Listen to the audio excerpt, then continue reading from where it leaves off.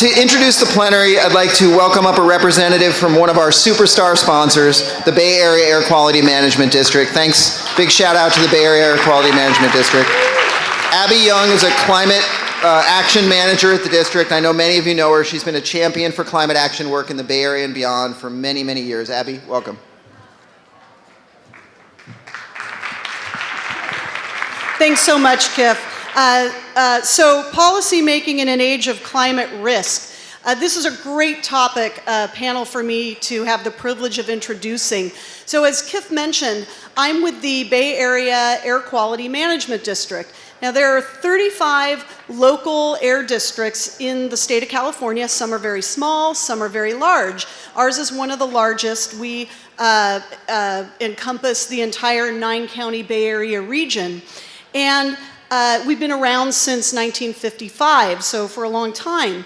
Now, historically, the air districts, and our air district, had focused on what we might call traditional air pollutants, ground level ozone, particulate matter, and we've made tremendous gains over the last 40 years in reducing and controlling those air pollutants, not just in the Bay Area, but throughout California. Tremendous success story.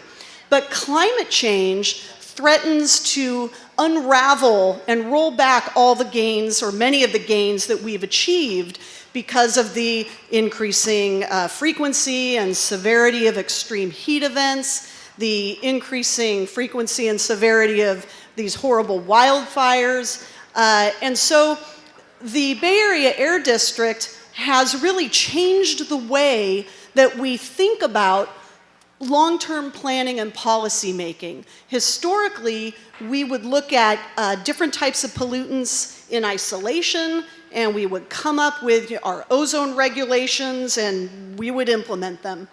But now, over the last few years, we've really transformed that to a much more holistic approach where we look at multiple types of pollutants at the same time and think about the policies and regulations that we would implement that would have benefits across different pollutants. So what can we do to reduce not just ozone and particulate matter, but also neighborhood-based toxic emissions and global climate pollutant emissions? So we've really transformed to thinking about policy making in a much more integrated way that allows us to address multiple issues like neighborhood health impacts and global climate change, not just regional air quality. And so I think that this panel is going to talk about some of that integrated policy making, addressing multiple issues like climate impacts, but also things like affordable housing and helping our aging population age in place and making sure that economic growth benefits all types of groups. So these issues that policymakers are faced with, how can we pull them together and make and develop policies in a way that we can achieve multiple benefits? So I'm going to ask our panelists to join us. We've got representatives from city, county, and state government to share their perspectives on how we can build solutions that not just strengthen climate resiliency, but also address multiple issues that policymakers have to grapple with. And I'd like to introduce our moderator, Jonathan Parfrey, who is the Executive Director of Climate Resolve. He also serves on the State of California Climate Adaptation Technical Advisory Committee, and he founded the Los Angeles Regional Collaborative for Climate Action and Sustainability and the Alliance of Regional Collaboratives for Climate Adaptation. And prior to founding Climate Resolve, Jonathan served as a commissioner at the LA Department of Water and Power and worked for many leading climate organizations, including the Green LA Coalition and Physicians for Social Responsibility. So I'm going to hand it over to Jonathan, who will lead us through this discussion.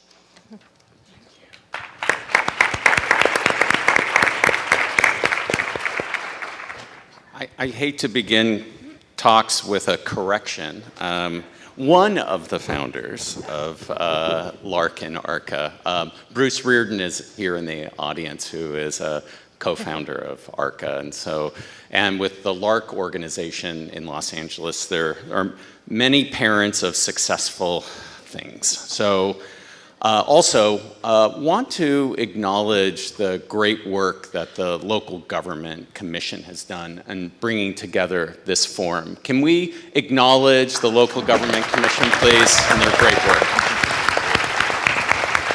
And their co-conspirators it's the Office of Planning and Research, in the governor's office, and we have with us a former research head for OPR, Louise Bedsworth, but we should also acknowledge the great work that the governor's office has done in bringing us together as well. Please. And for this panel, we also have Supervisor James Gore, who represents the 4th district, supervisorial district in Sonoma County. And we also have Mayor Jose Garola from the city of Arvin in the Central Valley. And this is our distinguished panel. Now, it's a little loud. Maybe I'm a little loud. There was when I was raising my kids love this TV program, Schoolhouse Rock. And they love that one segment that's called I'm Just a Bill, of a bill that goes dancing up the steps in the Capitol. You've seen this, right? All right. So when it comes to climate adaptation, the equivalent of I'm just a bill is we see the science. There's the 4th assessment that was just released.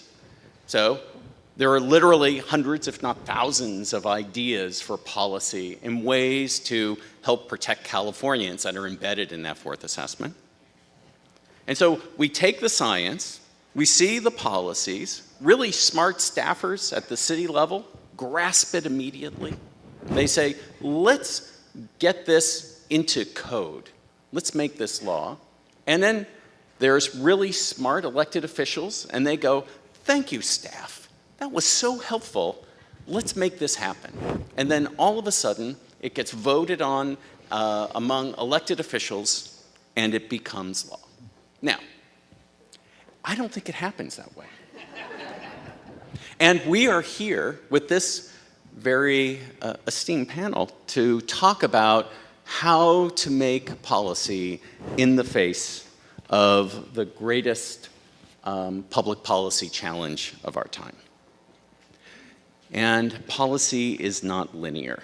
So I would like to start by asking Louise Bedsworth to describe some of the activities that she has spearheaded, both at OPR and now at Strategic Growth Council, on how she's helped inform how state agencies themselves address climate action, especially in the world of adaptation. And then, what is the role of the state in helping counties and cities with their governance to address this issue? Louise. Great. Well, thank you, and thanks for the opportunity to be here. As Jonathan mentioned, we released the 4th California Climate Change Assessment yesterday, and it's getting tremendous press, and you're seeing lots of headlines. But I think some of the important findings that come out of that are a little less sexy. They don't have pretty pictures and don't hit the top above the fold of the LA Times. But one of the biggest challenges we face is around governance, and how do we work together to address climate change and plan under uncertainty. And there's a number of studies that are part of the 4th assessment that look at this in different ways. What is the cross-agency coordination that's needed across sectors, across scales? How are we going to finance this work? How do we just be more flexible in the face of uncertainty and change? And so this is a topic that I could talk about a lot. I love this topic, but I'll talk about a few things we've done at the state level. And I think one really starts with what we did for how we as a state start to integrate climate change into all of our planning and investment. So Executive Order B3015 was signed in April of 2015. It established our 2030 greenhouse gas emission reduction goal. It also had a very important statement in it, which is we're going to integrate climate change into all of our planning and investment. And so we set out at OPR, a technical advisory group, to say, how do we do this? And one was we often hear, tell us what to plan for, give us a number, what is it we need to plan for? That's half of the equation, and the answer is there's not one number. You have to think in a more flexible way and scale that appropriately to whatever your plan or investment decision is. But I think the trickier part of that was you have to change how you plan. And we have to think about how we work together differently, how we approach uncertainty, how we build flexibility and adaptation pathways into what we do. And that's very different from how we've tended to plan and invest in the past. And so we set out to establish what are some of these principles, we called them resilient decision-making principles, around which we need to start thinking. And that included thinking about vulnerability and equity in different ways, in more explicit ways. It also talked about how to do coordination with local and regional governments, which is one of the principles in our Safeguarding California plan, but also in our executive order.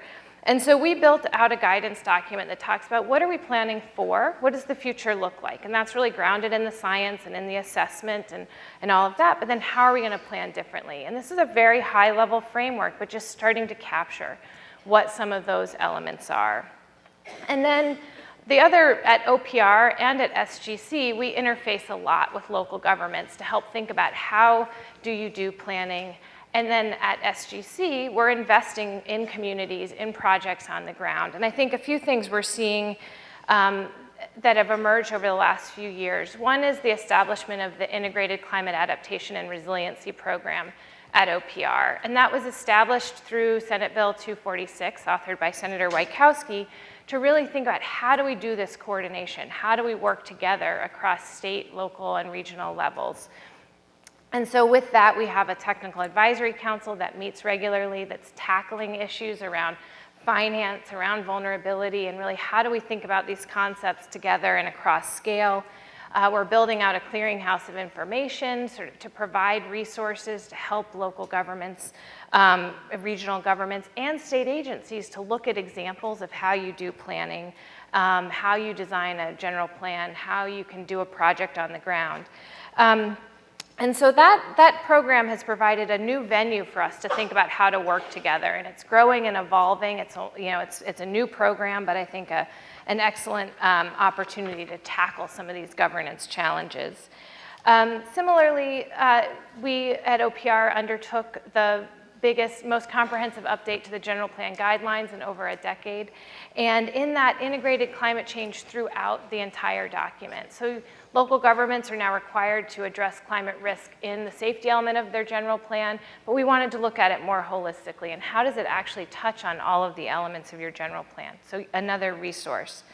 And then I'll talk about a few things at the Strategic Growth Council. Our mission is really to support sustainable and healthy community development in California. And we do this through a number of ways, but two that I want to highlight are, one is providing technical assistance to local governments. So how can local governments access resources? And we're doing that program by program across the California climate investment programs. We're also working with some pilot communities to do deep dives and look at how do you bring these different programs together to address larger issues in a community.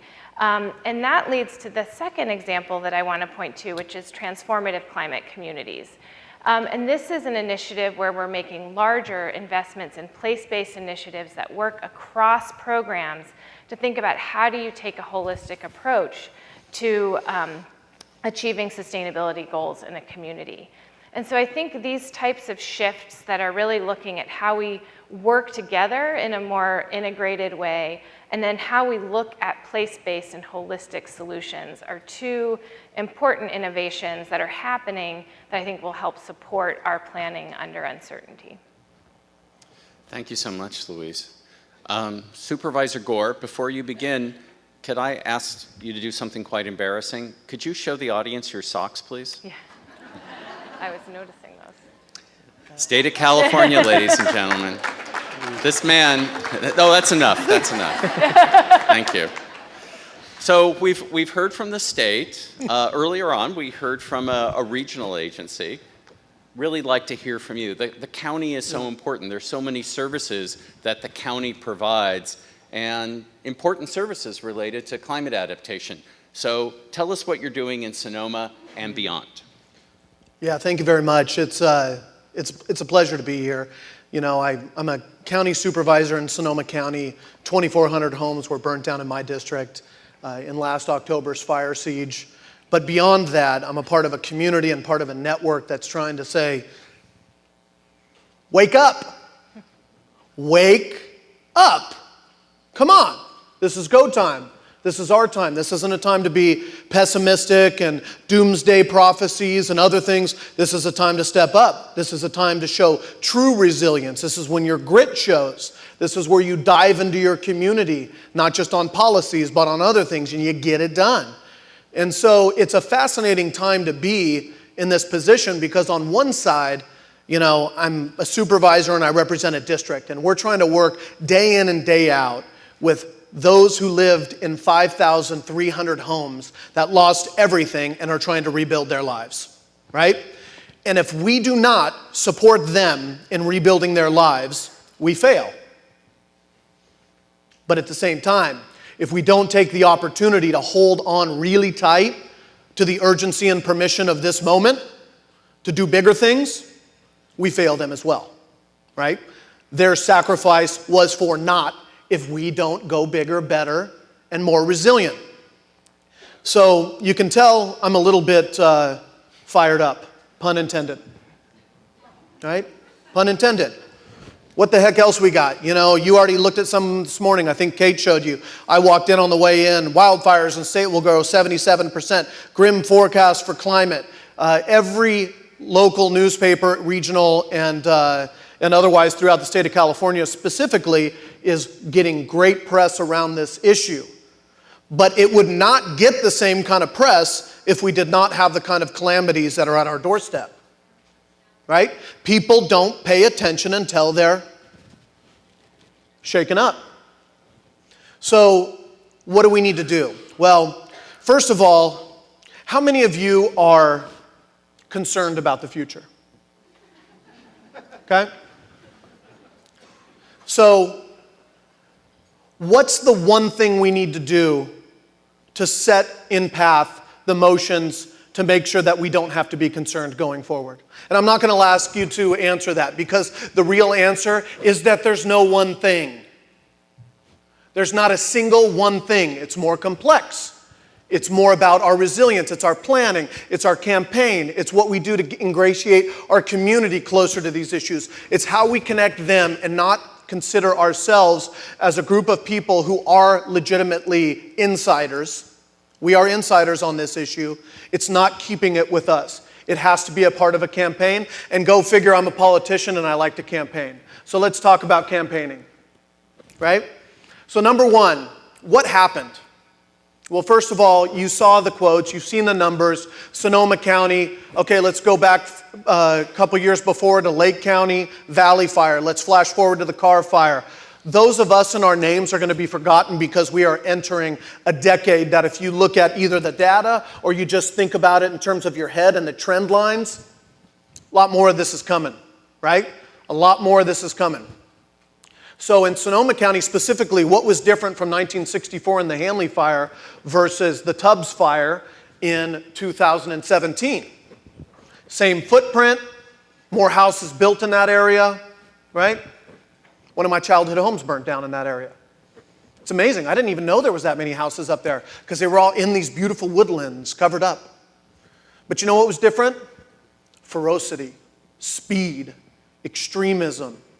60 to 70 mile an hour down on the fire line, 70 to 80 mile an hour, 90 to 100 mile an hour gusts up in the hills. We do not get Santa Ana winds in Sonoma County. Excuse me, we did not get Santa Ana winds in Sonoma County. It's been a part of this entire summer now going forward. So a fire that took days to get to Santa Rosa last round took hours to get it there this time. If it was not the middle of the night, you would have seen the same fire tornado activity that you saw in the Carr Fire videoed, because if you went into Coffee Park the next day, you'd find cars upside down and you'd find garage doors up 30 feet in the air. It is crazy stuff. Right? So, but let's stop talking about Sonoma County. Nationwide, 814 out of 3,027 counties throughout the nation were under federal disaster designation last year. That is more than a quarter of the counties in the entire United States, right?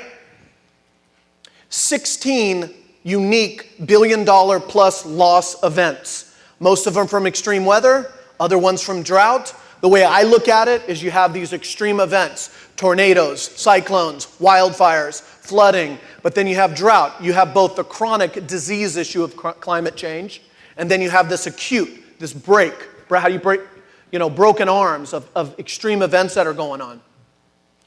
So I'm now the chair of the National Association of Counties and the California State Association of Counties, Resilient Counties Advisory Boards and Task Forces. Not looking to create bureaucracy, looking to be a part of a movement with you all. And let's realize a couple things right off the bat, is that we can talk about policy, we can talk about what we need to change, but what we need to do more than anything is embrace the urgency of this moment to make what we do mainstream. That has to be our focus going forward. So, call to action. We're going to get into more of these, but what's our campaign? I think BC Caps, where are you, from Sonoma County? You referenced Caitlin Cornwall. Caitlin, are you back there too? I think there was this great quote that you told me. If you want to talk to people, if you want people to care about the environment, you don't talk to them about the environment, you talk to them about what they care about and how that links to the environment. That's exactly what we don't do with affordable housing, with other things. We try and convince people that our dogma, our philosophy of how we describe climate change and adaptation is the way that they need to pray to it as well. The second part is you got to grab headlines. This cannot be the last above fold announcement on climate change that happens this year. You all have to go back into your communities and highlight whether it's disasters, whether it's droughts, whether it's extreme weather, whether it's displacement of certain communities in the non-equitable sense of social justice and how it links to your cause. You have to do this.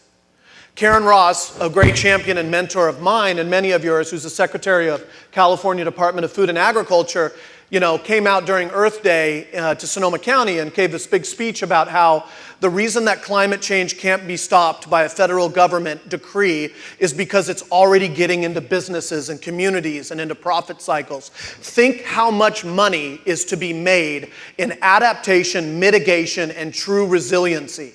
These are the earth movers of the future.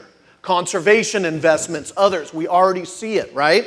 But for us to be able to get to a bigger level, those of us in cities and counties and in multi-regional areas, we have to continue to go back to that age-old decree about local government, which is breaking down silos. Because God forbid, the silos weren't created because we wanted to exist in them. They were created because we are mission-focused. So we pursue our mission. And we're busy. We're damn busy, right? So why come back and create a new collective impact hub for each initiative that you do in the world? It exhausts you after a time. But we're sitting here talking about that right now. How many of my friends from Sonoma County are here? How many from the North Bay? Right? So we're sitting here talking still about how we use our networks, or we're all a part of a network, how we create a network of networks. How we create a bigger orbit to know what the heck each of us are doing and how it yields something more momentous than what we do. Because there's a beauty with organic movement that's going on in this sector, but at the same point, intentionality in campaigns are where we need to go. So with that being said, I'm just going to say we have to embrace this moment. I do not want to go back to pre-fire when first world constituent complaints were what dominated my inbox. If the permit said your driveway could be 6 feet to the left or to the right. Ah! And I mean that. I got to deal with potholes and permits and other things. But what do you want to champion? What do you want to be a part of? Because you stick your head into your work and you look down and you go after it. But what do you champion? I'm going into my second term as a supervisor. I'm the chair of the board. I'm starting to think not just how I work hard once again and get things done, but I'm thinking, what do I champion and how do I get out there? How do you make it a part of a profit model for the companies in your community? How do you speak to people not about climate change, but about what's important to them that links to climate change? So Caitlin and crew, I want to thank you for putting those kind of things in our heads, and I look forward to the conversation, but it's go time. Embrace it. Thank you very much.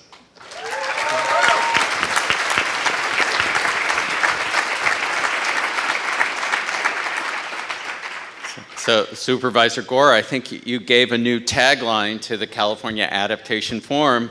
Wake up, it's go time, time to get it done. Thank you very much. Thank you.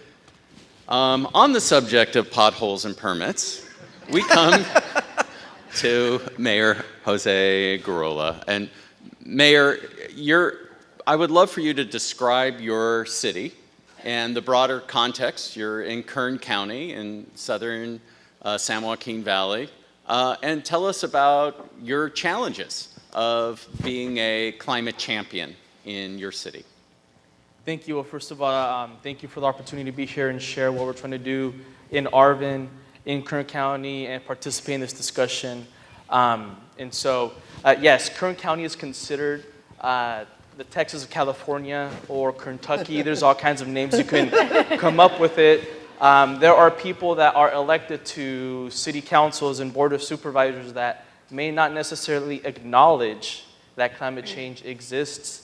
At our Metropolitan Planning Agency, our Council of Governments, in the process of adopting our Sustainable Community Strategy with our RTP, we had community groups talk about environmental justice and the need for affordable housing and dense growth and infill. And one of the council members from one of the cities that is deep in oil country says, enough with this environmental justice, BS, political correctness. And that's the type of things that we're dealing with out there in Kern County. And so I know that when talking about putting regulations on the oil industry is more on mitigation, not necessarily adaptation, we adopted a modest, and I know it's a very modest, 300-foot setback from sensitive uses, so oil operations don't operate behind people's houses or next to schools or hospitals. We got so much pushback from the oil industry that you would not believe. And so that's the type of environment that we're dealing with in Kern County. But I think that it takes somebody to be able to champion the issue, to really not necessarily think about the next election, but the next generation. Because when we're talking about resiliency and planning, it's not what's going to happen tomorrow. It's what we can do today to make sure years from now, decades from now, the next century, that we're prepared and that we can survive the next disaster or the next cataclysmic event. And so that's kind of what the environment that in Kern County that I am dealing with. Luckily, my colleagues on the city council are very much more forward-thinking. We're, I guess, a drop of blue and a big pond of red and a big sea of blue that is California. But we've had a very good support from the council staff. And so there's three areas. Policy, I'm very wonkish and very policy-oriented, that we've worked on. And so one of them is water contamination. There's arsenic in the water, naturally occurring, or coming from the agricultural industry. And it's being made much, much more worse with all the subsidence with taking water out of the water table. And luckily, because of Sigma happening, now they're taking a look at that. But a short-term solution was working with the State Water Resources Control Board for a pilot program, the California Endowment, and other agencies to be able to implement filtration systems at the schools and at the local parks and community centers to filter out the arsenic and other contaminants. Long-term is making sure that the local water district, in partnership with them, that they can apply for statewide grants, revolving loan funds, to be able to drill for new water that hopefully will yield clean drinking water. And if not, then they're going to have to adopt or build a arsenic treatment plant. With respect to flooding and storm events, Arvin, majority of it is in a flood zone. it disincentivizes economic development in those areas because it increases the costs on the developers. It increases the insurance costs on my constituents.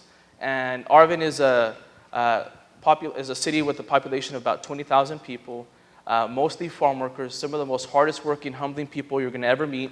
And it's an injustice that we don't have access to good economic opportunities to uplift our communities. And when you add on things like disincentivizing development and adding on to the cost of flood insurance, it makes it very difficult for them. And so working with the county to be able to make sure that they're not working with the local farm bureau to be able to build up berms along their fields that direct water to the disadvantaged communities, because that's what's happening right now. And making sure that when we build parks or whenever we build green infrastructure, that we have bioswales or water permeable bike paths or walk paths. And so a lot of this has to do with, because we're a small city, how do we get it done? We have a limited staff, limited budget. We do rely on a lot of technical assistance and planning grants from the state, as Louise mentioned, and I think that is very, very critical. We're talking about climate change and climate adaptation. We see Los Angeles or San Diego or San Francisco, the big cities taking things on, but I think that Arvin being a smaller city and having those challenges, either fiscal challenges, resource challenges, or even the political climate, I think much of California has more in common with cities like my own than necessarily with Sacramento, San Francisco, or Los Angeles. And so I think some of those challenges are something that we can all hopefully learn from. And talking about the title of this plenary discussion, building, our local staff talks about the Lego approach, scalable projects, little by little, achieving this piece of funding that we can later on leverage for this, from this state grant to this federal grant. And so I think that's something that we can work with and that we have to take as a model when we're talking about resiliency. But you need to have a champion on the political side that serves either at your board of supervisors or on the city council to be able to give staff the freedom to be able to get it done and make it happen. And so glad to be here. Looking forward to having a much more fruitful discussion about what we're doing in Arvin. So thank you. Thank you very much.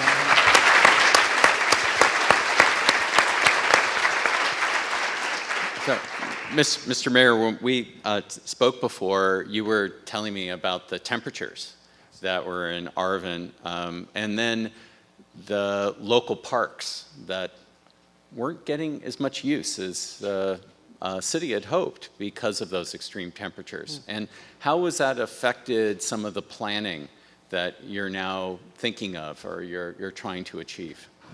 Yes, and so over the summer, the temperatures were consistently over 103, 104 degrees in Arvin, in the Central Valley. And the other day, I was on a conference call, or I was on the phone call driving to work, and my phone overheated in the car for it being so hot. And the call dropped, and so it is extremely hot. And one thing that I'm very, very excited about is a couple of grants that we have gotten that I think we can match to really make a good impact, talking about the Lego approach.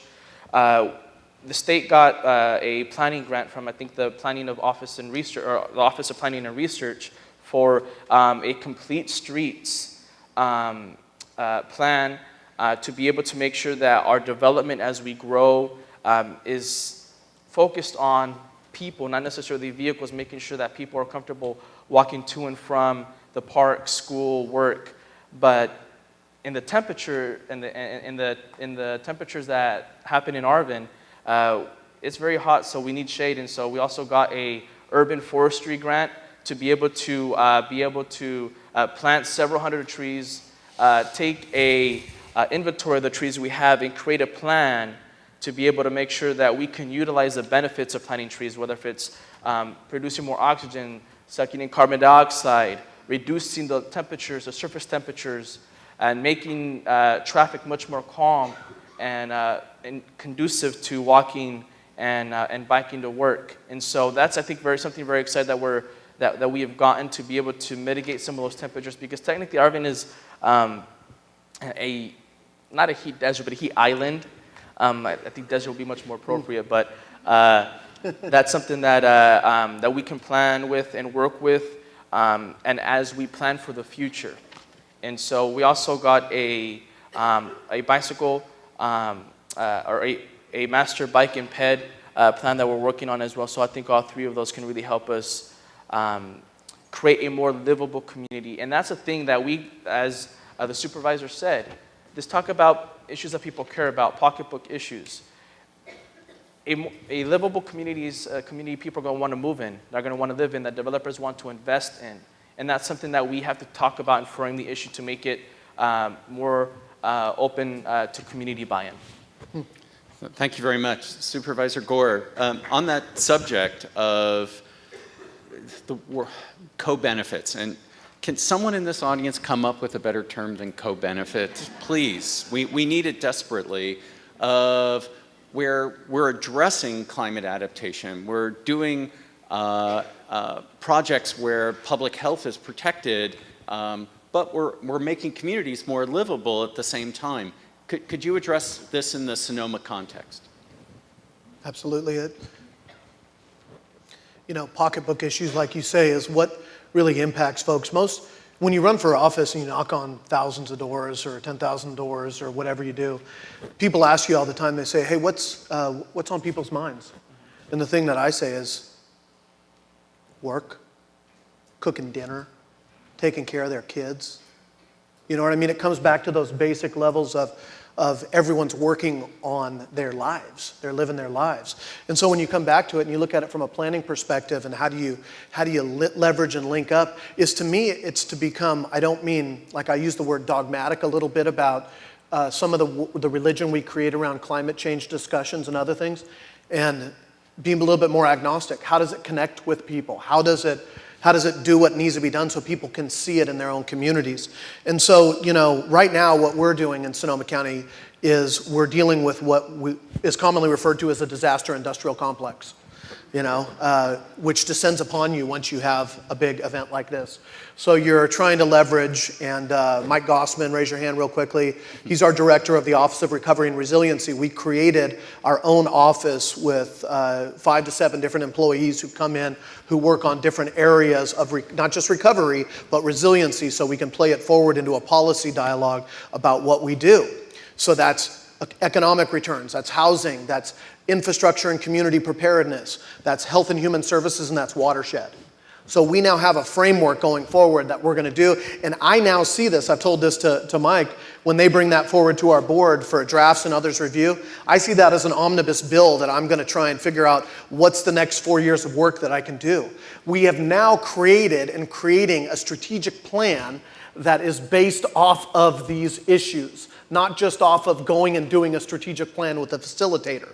This is our strategic plan. This is what it should be based on. It should be based on fact, and that's when you talk about integrating general plan principles or climate change into general plans. So when you deal with this and you have potentially $30 million in grants to FEMA through the Hazard Mitigation Grant Program, you're trying to scrape every bit of $212 million out of the CDBG, the HUD CDBG DR program, Housing and Urban Development, Community Development Block Grant, Disaster Recovery Program. You're going through all these different machinations, and you can also see that it's switching, that there's more money into FEMA pre-hazard mitigation grants, and there's going to be more and more coming, is that what it inspires you to do is to say, what's the blueprint for me to be able to access as many of those resources as possible? Because the resources are not too scarce, they are too diffuse. You have to use local tax money to be able to get state tax money, to be able to get federal tax money, to be able to get stuff done, right? So that's kind of, I say, is to the higher level thinking is that the most empowering thing to me is now we are coming out of this, and a year later, we have a strategic plan that references the urgency and the permission that the fires brought. And that has set everything in motion in a different way. Because people are unsettled, but the reality is that you gotta get things down on the ground that settle that out, that they can see. So thank you. Thank you. Luis, whose job is working on climate adaptation? The city of LA, thankfully, same with Oakland, same with San Francisco. There are a few fortunate cities in the state that have a chief resiliency officer. They're also looking at seismic issues. But there are a lot of jurisdictions that don't have a chief resiliency officer. So whose job is it to work on climate adaptation? I mean, that's a great question, I think, and I'll give a cop-out of an answer, I think, which is it's everyone. I mean, I think the challenge is what we're needing to work towards is where climate adaptation is not climate adaptation, but it's how we do business. And so that really means it's everybody. So we need cities planning, not planning for climate change, just planning, and climate change is part of that. We need state investments, recognizing climate is changing, and that's just what we do, is we plan in a way that is adaptable and is going to, sure, we're going to have extreme events, but to the extent we can be building that in. And so ultimately, I think this is the challenge. I think a question, and it was asked to me before this, of, a lot of people say, well, where's our AB 32 for adaptation? Unfortunately, it's just different, and you can't have a top-down approach to adaptation. You need it to come from the ground up and from the top down, and just in how we're all working together and how we're doing business. So it's a cop-out, but the answer is, I think it's everybody. So. Yeah. One of the early days of my activism was when I asked a deputy mayor in Los Angeles, and I said, well, this is a really exciting program, it's new, doesn't matter what the program was. And they said, oh, that is the worst word you could ever possibly use when talking about public policy, is new. Attach it to something that we're already doing. That is why the FEMA work and the Cal OES work on hazard mitigation, you don't have to invent a new bureaucracy, it's here already. The work that public health agencies are doing to try to mitigate against heat exposure, they're doing it already. With water, with electricity, with the conservancies, with forest management, we're doing it already. Coastal work, we're doing it already. We just have to do it not in a new way, but to address it the way we've always been addressing it. Is that correct, Mr. Supervisor? Well, you're hitting it right on, because if you look at all of this stuff and you link it to new or what's happening, you got to track right back and go back to that world of an ounce of prevention is a pound of cure. But when you get stuck in the cycle, you can't get upstream enough. So Sonoma County, $1 billion in debris removal alone. Can you imagine if we had 1/10 of that money to do vegetation management on the front end? But that's what we live with. That's the entire Forest Service budget. That's the entire of all these. Then we get into these questions, like as you talk about too, is, well, where should we be? Because, people say, but should people have built there? And should you stop them from rebuilding? And you're like, am I going to spend the next 5 years of my life battling private property owners to see if they can rebuild or not, or rebuild better or whatever? Or am I going to focus on actually what the future is? What's the next 15 years of where I go? Because I can't go back into Fountain Grove and basically tell 1,000 people that they can't rebuild unless I want to battle them, go into litigation, go into all these other things. What I want to do is provide them incentives. I want to provide them net zero rebuild. I want to use the fact that insurance is difficult to get to draw it back. I want to do all these things, but I want to go back to your point. FEMA, there is money out there. There are initiatives that are moving on these. This is not all new. There is actually something a lot of you should consider getting behind if you don't know about it, but pushed by Brock Long, the administrator of FEMA, and a lot of bipartisan committees in DC. They realize that they can't pay the pound of cure. And so there's a proposal on the table to put 6% of the previous year's expense on disaster money into pre-hazard mitigation, which is $1 trillion if it was this year. Right now, it's currently at about $240 million, up from $100 million before the omnibus budget. So there's programs and things that can rally us. There's hazard mitigation plans we have. So once again, if you try and make this new, we're just going to have to scrap a lot of very well-functioning programs that we need to steer. Thank you so much. We are 2 minutes away from lunch. That's the good news. The bad news means this panel is about to end. So, Mayor Garola, can you bring us home? Talk to us about what your big initiative is for 2018-19, and how can people in this room be helpful to the city of Arvin? Well, I think something that we're working on is, yes, we talk about Kern County and talked about oil, and Kern County being the #1 oil producing county in the state, but they also produce 50% of the state's renewable energy. And so I want to make sure that the city of Arvin can contribute to that and can have its residents be able to participate in some of that prosperity that it brings. And so we're working on developing a goal by when we want to go 100% renewable energy. We're talking about making sure we can streamline solar, or rooftop solar, making sure that we can retrain people that are in the, working in the fields or either displaced by the oil industry to work in renewable energy. And so that's something that we want to go towards, and we want to be the city within Kern County to lead that fight.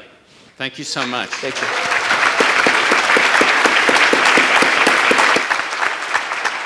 Louise, final thoughts? I mean, the one thing I would just add on the money front is I think we should view every dollar we're investing as a dollar for resilience. And so it isn't new money. Everything we're doing, if we're building a new road, if we're you're building a renewable energy site, anything you're doing, that should be money that's going towards building resilience in our state and communities. Very rememberable. Mr. Gore. You know, only two things drive people, fear and hope. That's where we're at with politics. That's where we're at with all this other stuff. So what I focus on completely is how do I do what I need to do to own my own link in the chain as a supervisor in Sonoma County and District 4 representative and be proud of that, but then how I get the heck out of my district also and connect up with CSAC and National Association of Counties and lobby and get outside of my world and try and connect with mainstream. That's the future. Let us embrace the moment and thank this panel. Thank you.